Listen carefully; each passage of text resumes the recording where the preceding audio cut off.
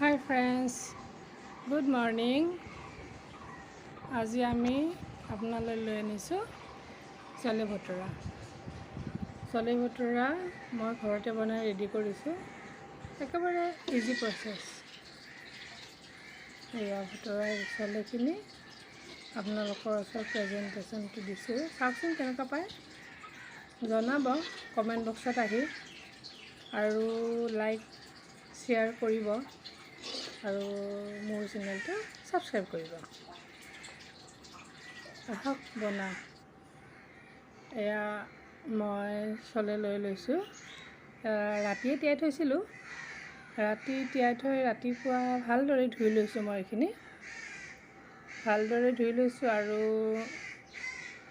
চলেখিনি আপোনাৰ চলেৰ লগত একেলগে মই নিমখৰ পৰিমাণটো দি লৈছোঁ। নিমখখিনি তাৰপিছত হালধি নিদিওঁ আৰু বাকী মছলাখিনিও মই পিছত দিম।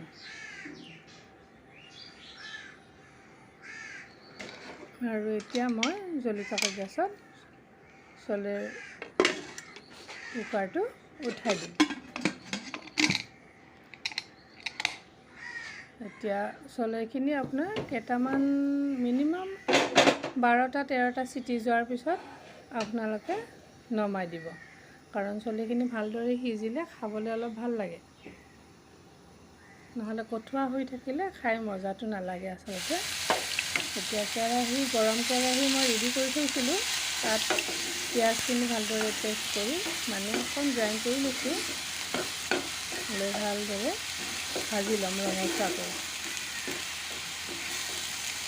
ভালদৰে ৰঙচুৱাকৈ ভাজি লৈ মই ইয়াত মছলাখিনি দিম।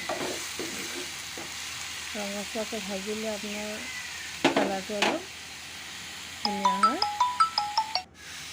আৰু ইয়াৰ কাৰণে আপোনাক লাগিব নিমখটো আমি প্ৰেছাৰ কুকাৰত যিহেতু দিছোঁ, ইয়াতে নিদিওঁ। ইয়াতে দিম মই হালধি। প্ৰথমতে হালধি দিম। হালধি দি অকণমান লৰাই থাকিম। ভালদৰে লৰাই থাকিব লাগিব। আৰু ইয়াৰ পিছত আমি অকণ জিৰা ধনিয়া গুড়ি দি দিছোঁ। জিৰা ধনিয়া গুড়িখিনি দি ইয়াতে অকণমান জলকীয়া গুড়িও দিছোঁ। মানে এইটো জ্বলা ইমান নাথাকে, আপোনাৰ বেছি জলকীয়াৰ মানে জ্বলাটো আপুনি নাপায়, সৰু ল'ৰা ছোৱালীয়ে খাব পাৰিব। আৰু এয়া চলে মছলা দি দিছোঁ। চলে মছলা দি দিম। তাৰপিছত চলেখিনি ভালদৰে লৰাই থাকিম। এনেদৰে আপুনি অকণমান লৰাই থাকিব।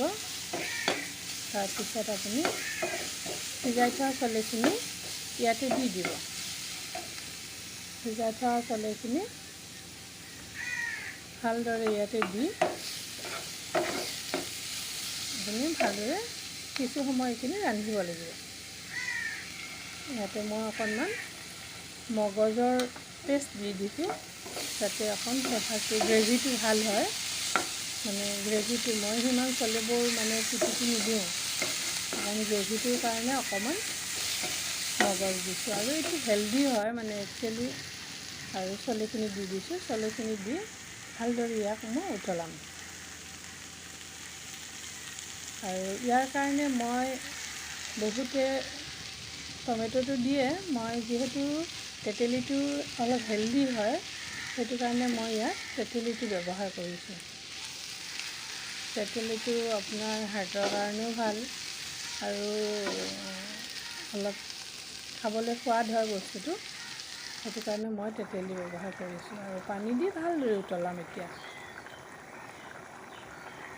ভালদৰে উতলাই থুপথুপীয়া কৰি মই আটাখিনি ৰেডি কৰিম। মানে আটা নহয়, মানে ভটোৰাৰ কাৰণে মই এয়া ময়দা লৈ লৈছোঁ। ময়দা আটা অলপ মিক্স দিওঁ মই।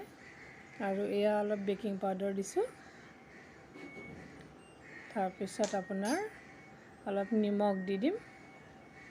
নিমখ আৰু ইয়াতে মই অকণমান চেনি দি দিম টেষ্টটোৰ কাৰণে। এয়া এচামুচ চেনি দি দিছোঁ। আৰু দৈৰে মই ময়দাটো মানে ভালদৰে মাৰি থৈ দিম কিছু সময়ৰ কাৰণে। এয়া দৈখিনি দি ল'লোঁ আৰু এয়া ৰেডি হৈ গ'ল মোৰ ভটৰাৰ কাৰণে মানে দৈটো। আৰু এইটো কিছু সময় এনেকৈ আপুনি উল্টা কৰি মানে বাৰে বাৰে হেৰি কৰি বস্তুটো মাৰি ল'ব। মানে কিছু সময় বেছি সময় মাৰিলে মানে বস্তুটো ভাল হয়। আৰু এইটো আপুনি কিছু সময়ৰ কাৰণে ঢাকি থৈ দিব প্লেট এখনেৰে। কিছু সময় মানে 45 মিনিট সময় আমি এইটো 45 মিনিট সময় মই ভালদৰে ঢাকি থৈ দিম যাতে বস্তুটো ফুলে। তেতিয়া আপোনাৰ ভটৰাকেইখন খাবলৈ বৰ সোৱাদ হয়। আৰু এয়া তেল গৰম কৰি ল'লোঁ। গৰম তেলত মই এখন এখনকৈ ভটৰাকেইখন ভাজিলোঁ। ভটৰাকেইখন আপুনি দুই চাইডে ভালদৰে ভজা হ'ব লাগিব। আৰু তাৰ কাৰণে আপুনি মাজৰ ঠাইডোখৰত অকণমান হেতাখনেৰে এনেকৈ পিটিকি দিলে আপোনাৰ ফুলি উঠিব। এইটো ব্ৰেকফাষ্টৰ কাৰণে ভাল, সকলোৱে ভাল পায়। বনাই চাব, একেবাৰে সহজ প্ৰচেছ, কোনো দিগদাৰি নাপাব। এয়া এখন এখনকৈ মই ভটৰাকেইখন ভাজিম।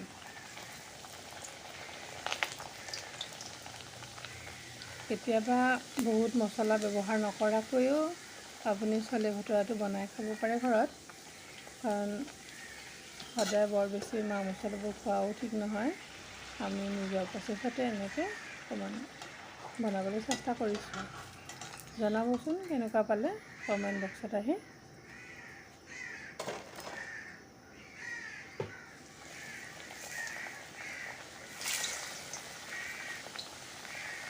এনেকৈ মই এখন এখনকৈ ভটৰা ৰেডি কৰি ল'ম।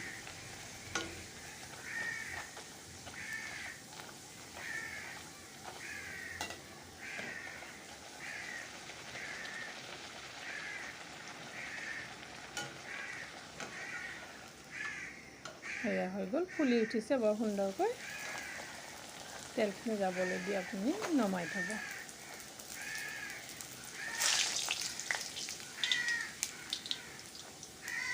বৰ ধুনীয়াকৈ ফুলি উঠে।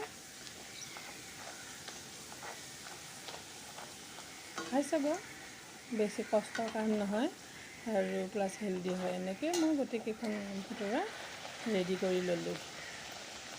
আৰু এতিয়া এয়া মোৰ চলে ভটৰা জলকীয়া চাটনিৰ লগত।